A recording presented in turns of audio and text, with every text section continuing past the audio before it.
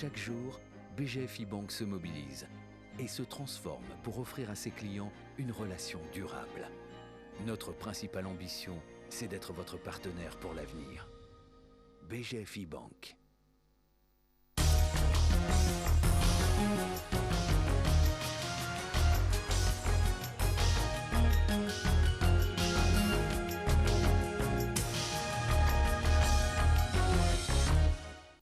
Plus de 400 contacts répertoriés dans la traçabilité de lutte contre le coronavirus, un des points du rapport de la Commission nationale de suivi sur cette pandémie. C'est à suivre dans ce journal. Et quel constat sur les différents secteurs de la vie sociale de Kinois au lendemain des mesures prises par le chef de l'État. Notre caméra a fait la ronde de la capitale. C'est tout pour les titres. Tout le plaisir est pour moi de vous retrouver pour cette édition du soir. Madame, Monsieur, bonsoir et bienvenue à toutes et à tous.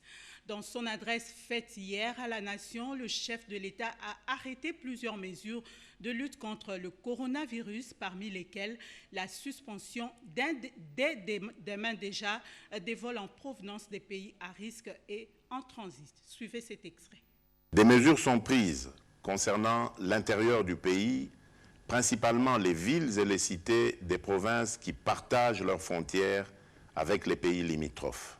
Concernant l'accès au territoire national, j'ai décidé de suspendre jusqu'à nouvel ordre, dès ce vendredi 20 mars 2020, tous les vols en provenance des pays à risque et des pays de transit. Seuls les avions et les navires cargo et autres moyens de transport fret seront autorisés à accéder au territoire national et leur personnel soumis au contrôle. De reporter les voyages à destination de la République démocratique du Congo de tous les passagers résidant dans les pays à risque jusqu'à nouvel ordre. D'imposer à tous les passagers, à leur arrivée aux frontières nationales, de remplir une fiche de renseignement et de se soumettre sans exception à l'obligation de lavage des mains et du prélèvement de la température. D'imposer une mise en quarantaine de 14 jours maximum à toute personne suspectée à l'issue du test de température pour un examen approfondi et au besoin d'interner dans les hôpitaux prévus à cet effet les personnes qui seront testées positives. De doter tous les postes d'entrée maritimes, fluviales, lacustres et terrestres du territoire national du même dispositif de surveillance pour renforcer le contrôle des passagers en provenance de l'étranger. De soumettre systématiquement les personnes en partance de Kinshasa vers les différentes provinces de notre pays aux mesures de contrôle dans le but d'éviter la propagation de cette pandémie sur le reste de notre pays.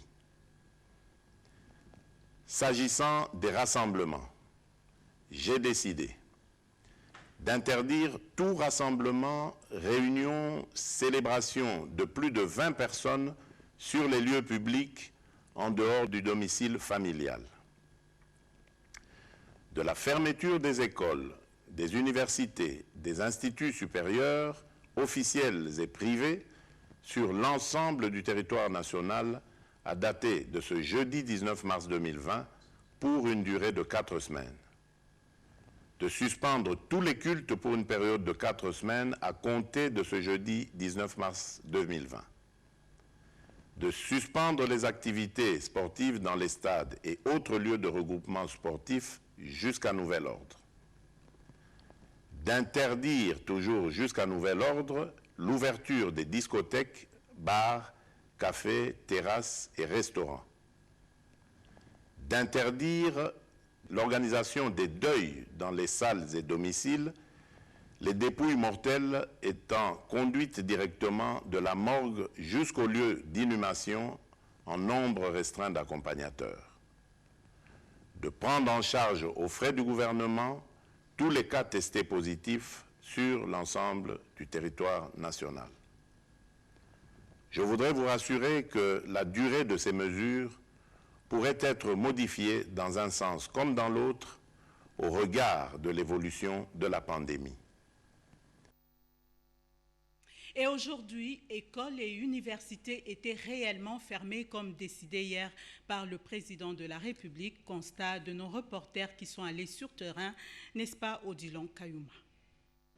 Les mesures prises par le chef de l'État Félix-Antoine Tshisekedi Tshilombo pour contrer la chaîne de transmission de coronavirus sont bel et bien observées dans les écoles et universités de la capitale.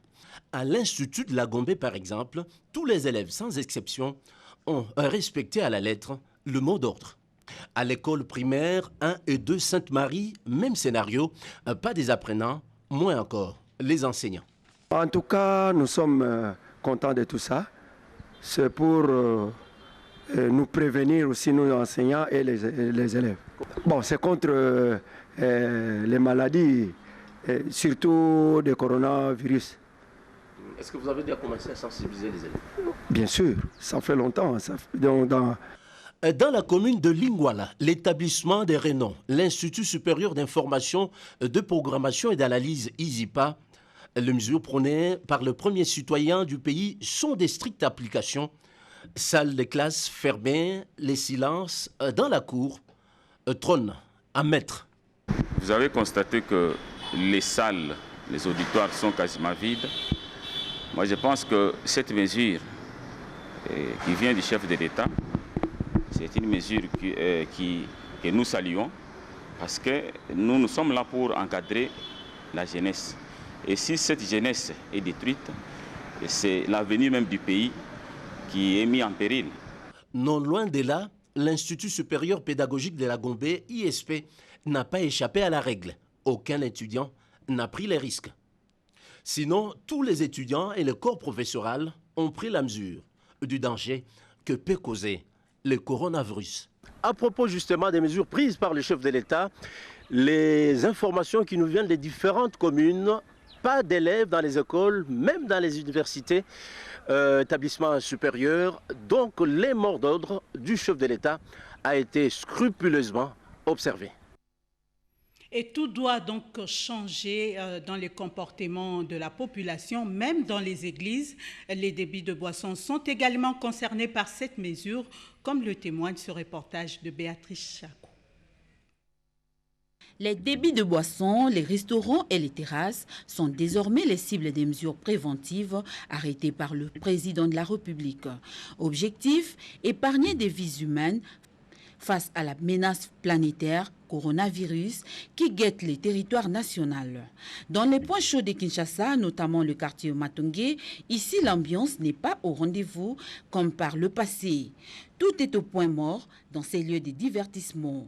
Les tenaciers s'en plaignent. Discours est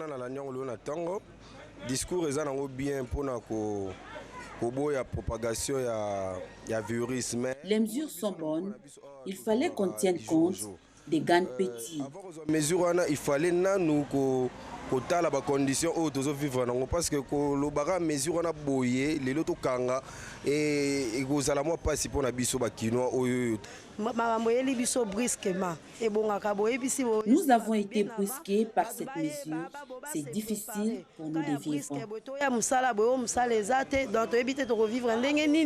La population remercie le chef de l'État d'avoir également interdit les veillées mortuaires dans les salles et lui demande de maintenir cette décision pour toujours. La mesure que le chef d'État a prise, c'est une mesure salvatrice. C'est pour empêcher la contamination du virus Covid-19. Amener le corps dans des salles de funérailles, ça risque de nous contaminer. Je soutiens le chef de l'État. Les mesures prises par le chef de l'État amènent déjà le changement dans les habitudes des Congolais. Il le faut bien car leur survie en dépend.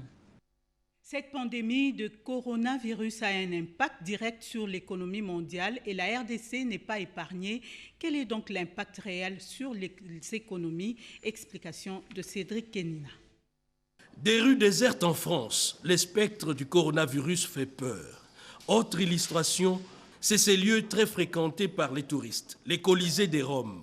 1, 2, 3, le nombre de personnes est à compter du bout de doigt. Pendant ces temps, l'Afrique, elle, gémit déjà avant les pires. 350 millions de pertes par semaine dans les échanges maritimes à l'échelle mondiale. Les fossés risquent de se creuser encore et encore, si le Covid-19 continue de gagner du terrain. Du point de vue économique, l'Afrique et la RDC risquent d'en pâtir. Tenez, c'est environ 2 millions de tonnes de vivres que la RDC importe chaque année. Et la chute peut aller jusqu'en deçà de la moitié. Autre difficulté, c'est la limitation au strict minimum des déplacements des personnes et la chute des cours des matières premières.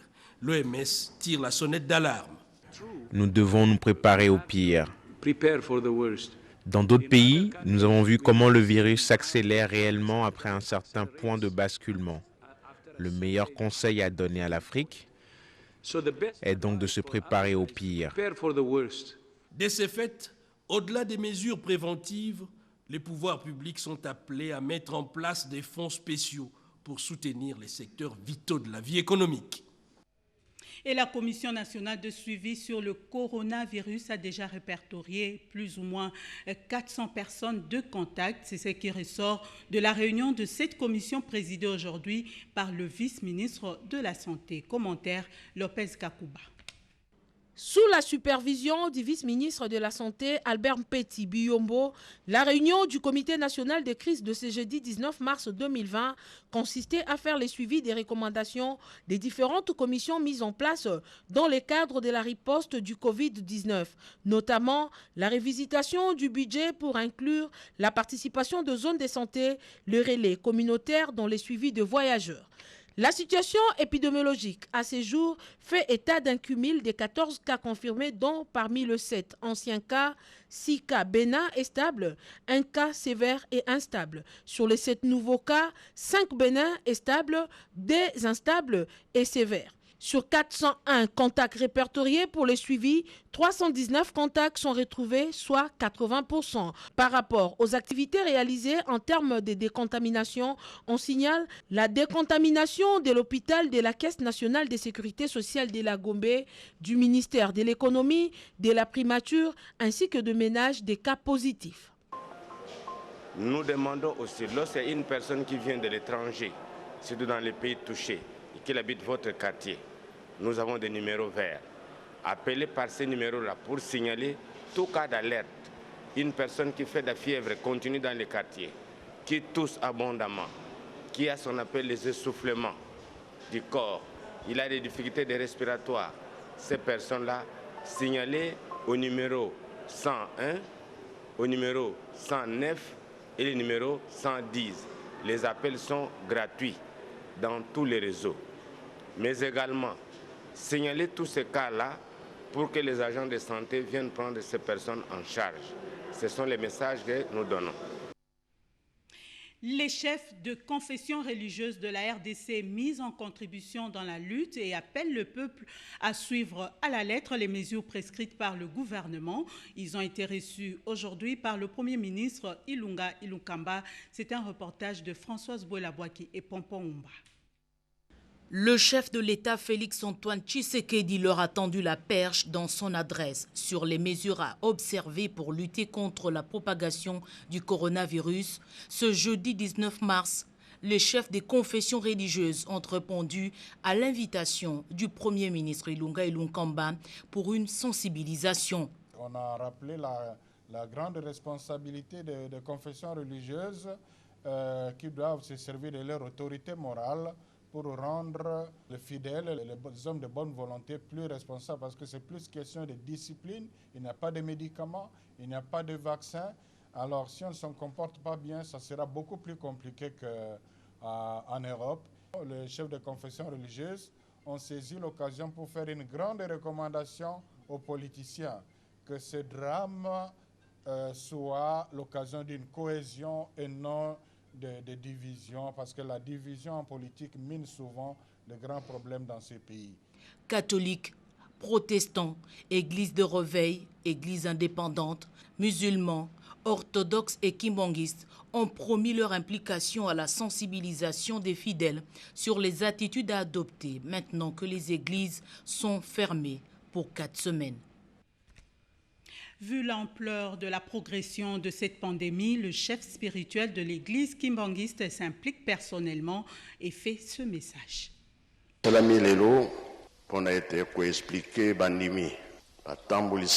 Nous voulons expliquer aux fidèles le sens du message que le chef de l'État a adressé à la population. Le premier principe est le respect que nous devons à l'État. Obéir à l'État parce que cette maladie qui nous frappe afflige le monde entier. Levons-nous d'abord pour prier parce que l'État a trouvé que cette maladie qui afflige le monde est arrivée chez nous. Ne nous attroupons pas parce que cette maladie circule dans l'air. Les classes sont fermées, il n'y a pas de culte, même nous ne pouvons pas prier ensemble pendant un mois. Papa Diengenda l'avait prévu, avant de faire chaque chose ou aller au lit, il faut prier. Nous ne pouvons plus nous rassembler, obéissons à ces mesures, que chacun prie chez lui et qu'il puisse intégrer ces sujets dans ses prières. Rendons à César ce qui est à César, à Dieu ce qui est à Dieu.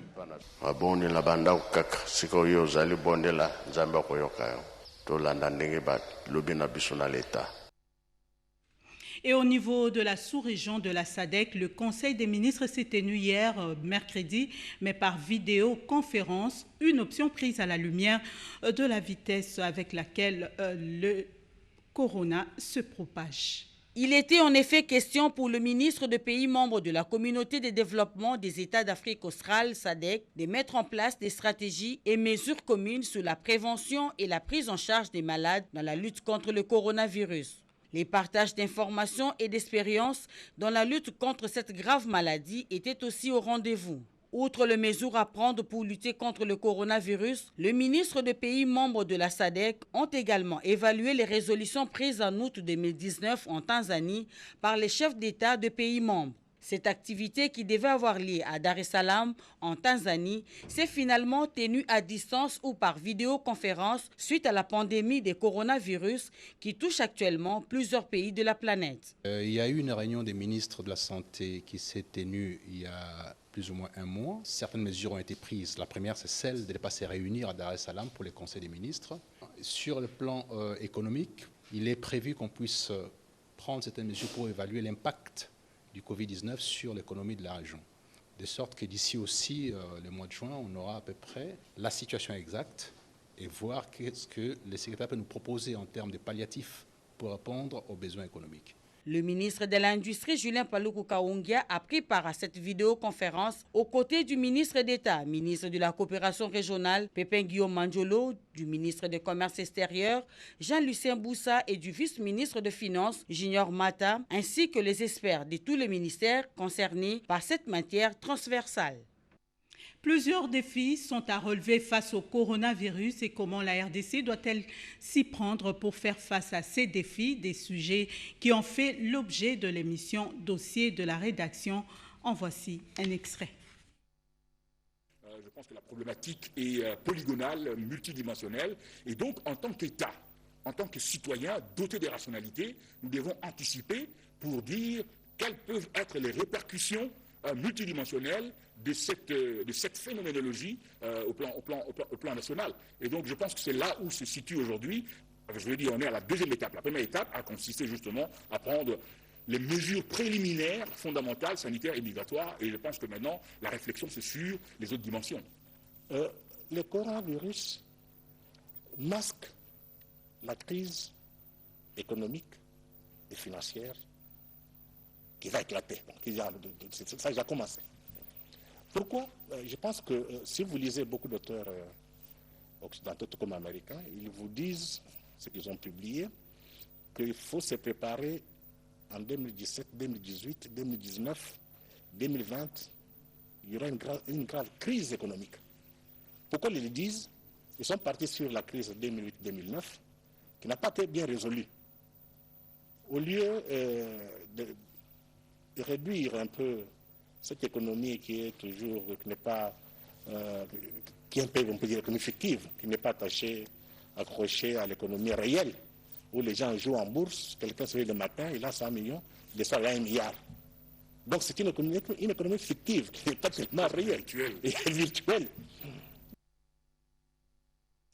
De report en report, certaines rencontres internationales sont renvoyées à une date ultérieure. C'est le cas du sommet africain de l'Internet qui était prévu en juin 2020.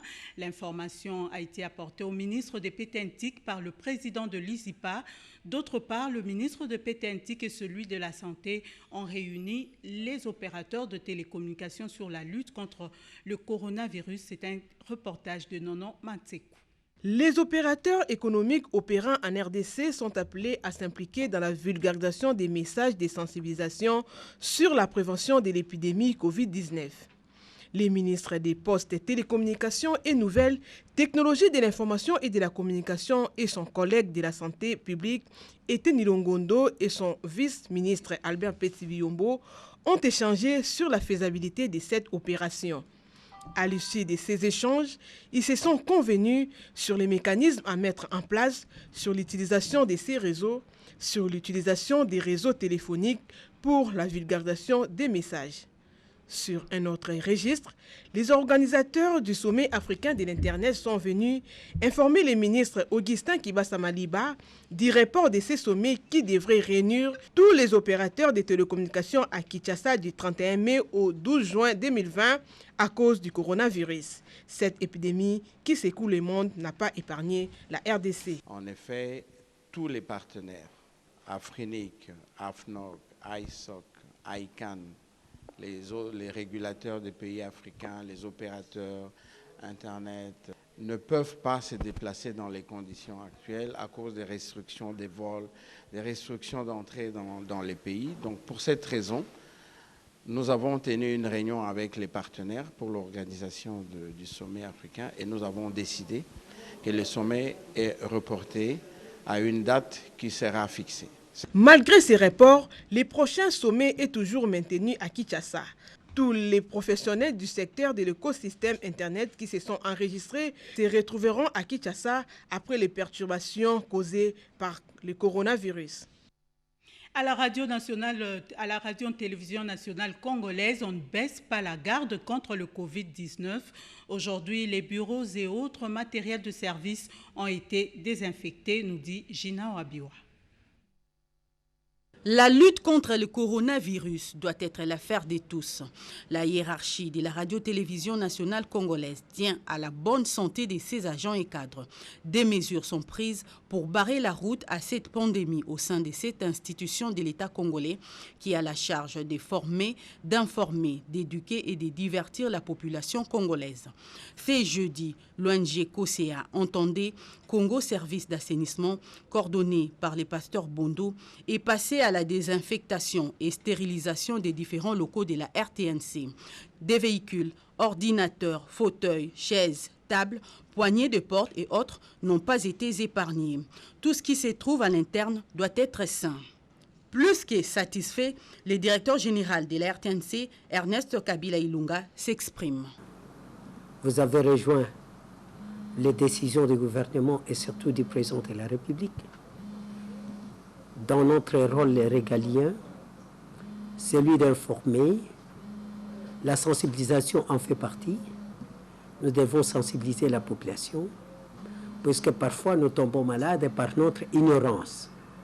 Et c'est pour cette raison qu'il est de notre devoir de pouvoir prévenir à ceux qui nous suivent et surtout nos téléspectateurs, de ne pas dormir sur l'air laurier, de se conformer à l'observance des mesures qui ont été prises par le chef de l'État, puisque ce sont des mesures salutatrices qui vont nous guider tous à préserver notre santé.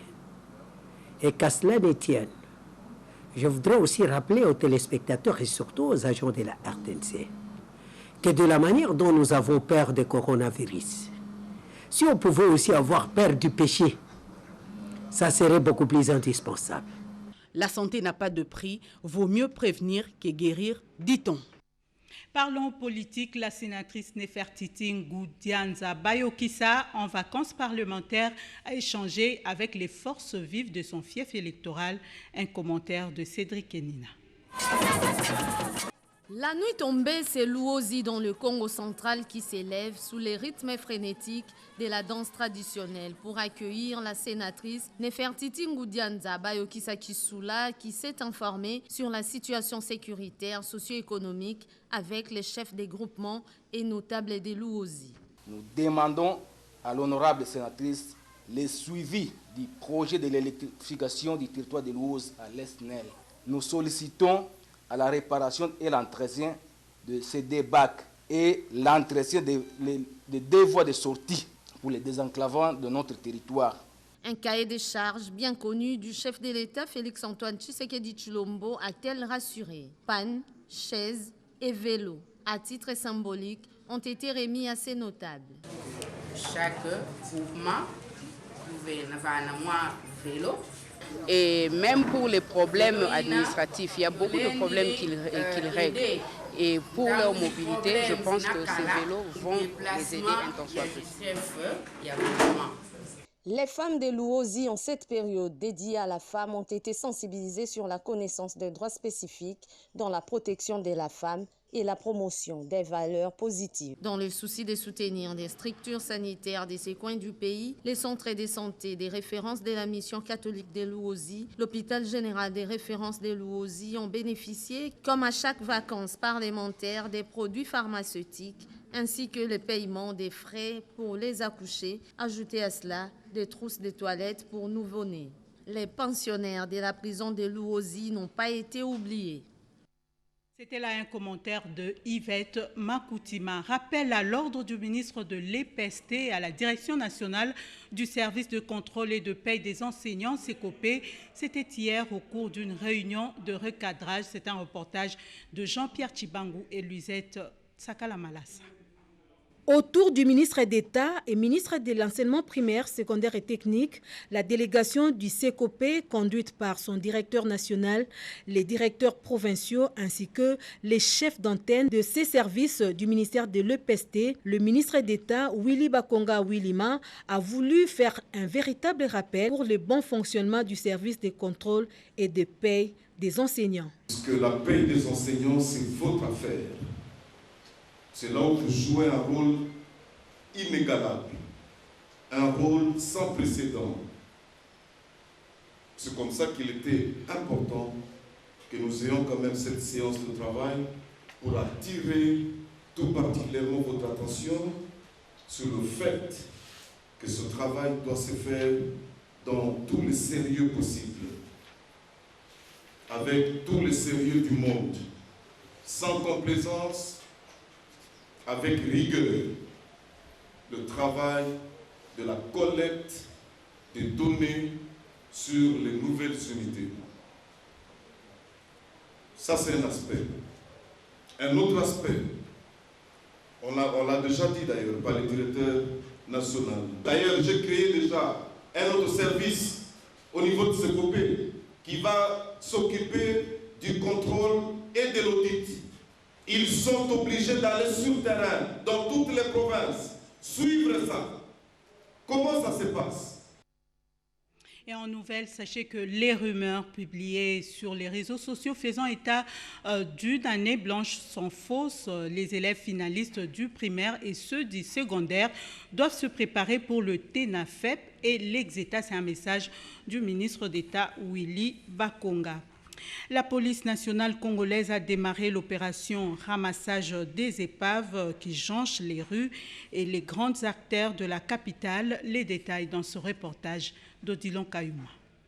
L'opération Kinshasa sans épave, lancée d'il y a plus de 2 ans par l'autorité municipale exécutée par la police ville de Kinshasa, reprend de plus belle après un temps d'accalmie. Bien des véhicules jonchent les rues, abandonnés soit par leurs propriétaires ou par les garagistes pirates au mépris total de la loi. Voici une bonne leçon qui nécessite une bonne application dans la commune de Ngaliema devant le tribunal de paix, leçon qui fera tache d'huile à travers la ville. Quelques habitants du quartier approuvent l'action de la police et délient leur langue en ces termes. Nous demandons aux propriétaires des véhicules d'enlever les véhicules. Les véhicules, la chaussée, ce n'est pas un garage. Les véhicules qui sont en panne, on doit les amener dans une parcelle ou dans un garage fermé. Tout véhicule qui sera sur la chaussée sera pris et on va amener ça à la casse. Parce que ces véhicules sont devenus maintenant à l'abri des koulounas, des bandits à main armée, des voyous et d'autres inciviques. Nous sommes là pour protéger la population. Avec les coronavirus aussi, vous savez, il y a aussi les problèmes de propriété. Nous devons enlever toutes ces saletés-là loin de la population. Ce métal, après le passage à la fourrière, finira à la casse. Et puis ce communiqué, le ministre de l'économie nationale demande aux opérateurs économiques d'afficher une attitude de responsabilité et de solidarité au gouvernement de la République et à la population en ces moments difficiles que traverse notre pays en évitant d'augmenter les prix des biens et services de manière intempestive, surtout des produits alimentaires et sanitaires indispensables en cette période de crise liés à la pandémie de coronavirus Covid-19, ceux des opérateurs économiques qui ne respecteront pas les dispositions légales en matière de fixation des prix seront sévèrement sanctionnés. Le ministre de l'économie demeure disponible en vue d'accompagner les opérateurs économiques et insiste sur l'implication de tous dans la lutte contre cette pandémie. Le ministre de la Formation professionnelle, métiers et artisanat, John Toumba, a supervisé la formation des mécaniciens à l'Office des routes sur les méthodes modernes de détection des pannes. Baïko Djali, c'est ce nouveau système mécanique qui va révolutionner la réparation des véhicules en République démocratique du Congo. Une série de conférences techniques de l'automobile congolaise se verront tenir régulièrement par l'ingénieur mécanicien Darling Bagoula pour permettre aux praticiens de se mettre à niveau. Dans les installations de l'office de route, un matériel de technologie moderne permet de détecter automatiquement des pannes véhicules, poids lourds ou légers, pour une intervention efficace des mécaniciens. Le ministre de la Formation professionnelle, métiers et artisanat, John Toumba Panumpa Kole, s'en félicite. Après cette formation, ils sont en train maintenant de pratiquer. Et c'est à l'aide d'un appareil de détection des pannes. C'est une nouvelle technologie que nous devons associer maintenant dans la mécanique dans notre pays. L'ingénieur porteur du projet croit donner les compétences à ceux qui suivent la formation dans un temps record. Nous sommes en train d'expliquer au public l'utilisation de ces valises de détection des pannes. Vous voyez à côté de moi, nous avons des engins lourds, nous avons de techniciens qui sont venus, que nous sommes en train de former de manière accélérée pour comprendre comment est-ce que cette technologie est en train de s'utiliser. Le temps d'une bonne pénétration à Kinshasa, cette technologie est très attendue aussi en province. Et puis ce communiqué de la Cour de cassation siégeant en matière répressive en premier et dernier appellera à son audience publique du lundi 23 mars 2020 à 9h30 les affaires suivantes. Affaires à prononcer contre les prévenus en détention qui suivent Matondo Kingolo Guy, Oli Ilunga Kalengo, M. Mboui Mwassa Ezekiel fait à Kinshasa le 19 mars le greffier principal Kinyali Makanka. Je le disais, le rappel du titre avant de nous quitter, plus ou moins 400 contacts ont été répertoriés dans la traçabilité de lutte contre le coronavirus. C'était l'un des points de rapport de la Commission nationale de suivi sur cette pandémie. Vous avez suivi également le changement dans le comportement des Kinois au lendemain des mesures prises par le chef de l'État. Et puis vous suivrez à la fin du journal l'émission Coronavirus, l'après-message du chef de l'État. Les participants sont le vice-premier ministre, ministre de l'Intérieur, Sécurité et Affaires coutumières, le ministre d'État, ministre de la Communication et des Médias, le conseiller spécial du chef de l'État en matière de couverture en soins de santé et un représentant de la DGM. C'est par là que nous mettons un terme à ce journal. Madame, Messieurs, au nom de Luisette Tsakala qui l'a coordonné, je vous dis merci de votre attention. Prenez soin de vous et de vos familles respectives. À très bientôt.